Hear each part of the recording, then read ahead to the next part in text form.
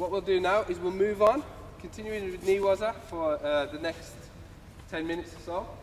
We'll go over to my favourite technique on the ground. Okay, when I was in competition, World Championships,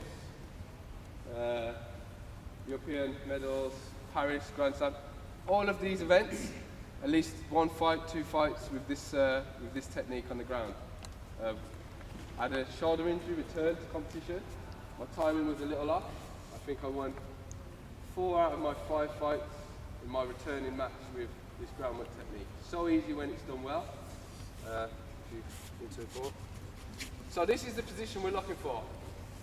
Obviously for knee waza, for Judoplatform, it's a perfect position. Okay, so my starting position all the time, I know I want to be here, this side of the partner. So for this, as soon as the partner goes this position, yeah, I try and just get my toe inside your partner's leg. Yeah. Okay, and putting some weight through your partner's body. Hand that is closest to the belt, we just take the belt here. Spinning.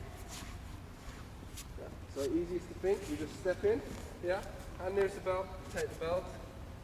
Hand nearest to the head.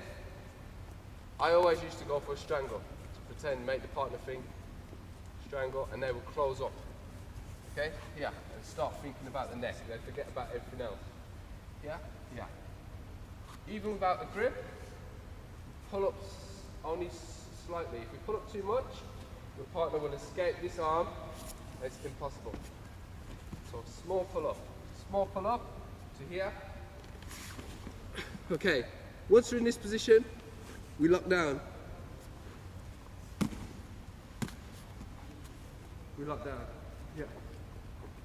Okay? If we keep it up and this escapes, it's difficult. Here. And this hand underneath. Yeah.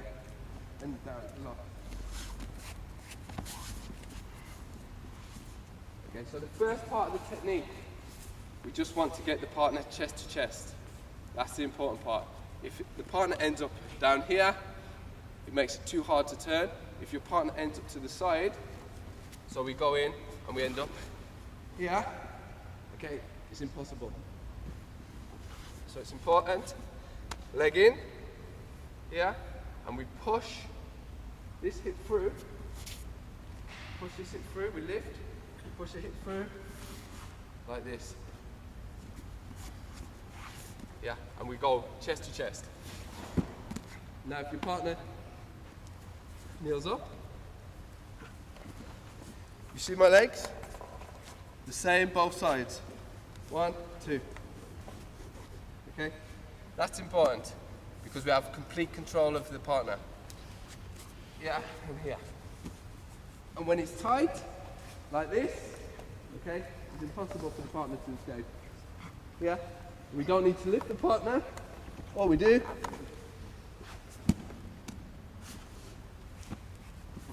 okay, so effective when it's done right, and because you have your partner locked to your body, okay, it's impossible for them to escape if you do it right. Let's try. Get to chest first. If you're not chest to chest, try it again. Okay, go for none. So now we have your partner chest to chest. Most people have done the turn and got their partner into the hold down. So you'll realise if you get your 2 hands on the belt, 1 hand underneath, 1 over the top, we've locked it in, and you pull tight, you can take the breath out of your partner. Should be really tight, chest to chest, really squeezing. Then we look at the hold down. Okay? The general way when someone's being held down is they get out, is they try and bridge. Okay? They use their legs, they bridge up. Okay, we try and combat that. Yeah? Yeah. Okay, nice and tight, hand underneath. If it's over the top, your partner might push their hand out straight, take it off and try and roll. Here is tighter. We turn to this position. Now, your partner will try and bridge. I stick my leg underneath the partner's back to this position.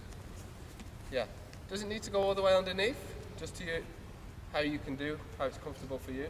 And then once you're there, you push your partner down onto the leg. Right? If it doesn't go underneath, it's fine. If it doesn't go underneath the first time, you wait for him to go again.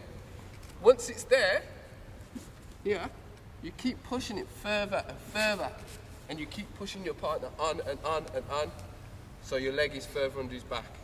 This will stop him from having to strengthen his legs so much, because you're under his back, it's difficult for him.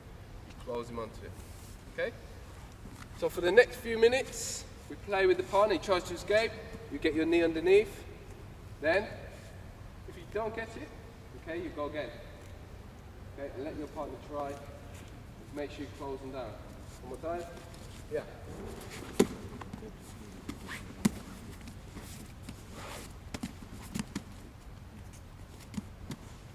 Okay, so it's nice and tight.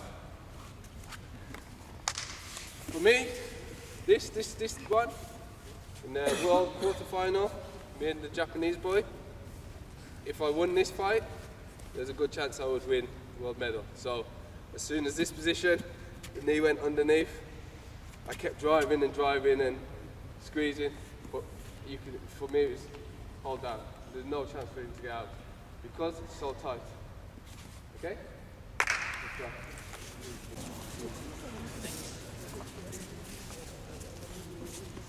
Okay, last thing we do on the ground before we move on. I'll show you a few of the things that I do from this position. We'll do one more hold down before we move to tachi waza. One more turn, very quick from the same position. Hold down. Like I explained, this position was exactly where I wanted to be when I come to knee waza, which is important. We know where we want to be. So, a few things that could happen if the partner tries to escape. One is, like I said, we don't want to pull up too much, your partner escapes his arm. So if I pull up and your partner takes the arm out and you end up in this position with your partner, both arms here, right, the quickest thing to do would be to change, slam, like this, take your partner over, hold down. Okay? Very simple, very straightforward. These are just things that I do as a continuation. Here, I go, pull up, the partner does exactly the same thing. Push straight through, knee up, yeah, onto the back, okay? Straight away for the Waki Katami, yeah, okay. So 2 options there, just if the partner escapes the arm. We won't try that today, the time's very short. So what we're going to do is just a continuation. This technique here can be very difficult for bigger guys with the bigger legs to get their legs underneath. So we're going to change it. We're going to do a slightly different grip, same technique, just as strong. Okay, so your partner's dropped. First thing we do, straight onto the back of your partner's collar, hand facing up. Straight onto the back of your partner's collar, here, underneath, figure 4. And you must keep everything tight. Okay, keep everything tight to your chest. Now, once everything's tight and you have the figure 4, you can start to lift. You see your partner start to come up, and there's a small bulge here. That's your partner's shoulder blade. Like you're pulling up. The tension there is a lot. Same again with the leg. Just tuck the foot on the inside and sit back. Don't throw yourself back, because your partner will go. You sit back. Keep the tension all the time. Here. Right, okay. You get up. Okay, go. And through. But with this, if you sit up, because there's so much tension, your partner will sit up. So, you keep your weight through your partner's shoulder, so his shoulder feels like this. Yeah? You feel the tension? I felt it. Okay, so all the time we want tension, like I said, in the knee waza. Yeah, through, keep tight, pull up, here. Okay, it's all tight. Now, and keep tiptoes, weight down, through the shoulder, don't sit up. This one is much easier than the last one to do. So if you can do the last one, this one should be easy. Here, through, lock to your chest, yeah? And you need to feel that first. If you don't feel that, you've not lifted your partner. Here. Feel that? Yeah. Yes. Okay, that's important. Very simple, it's exactly the same as the last, with the change of the grip and pull up. Tension all the time. Let's have a try.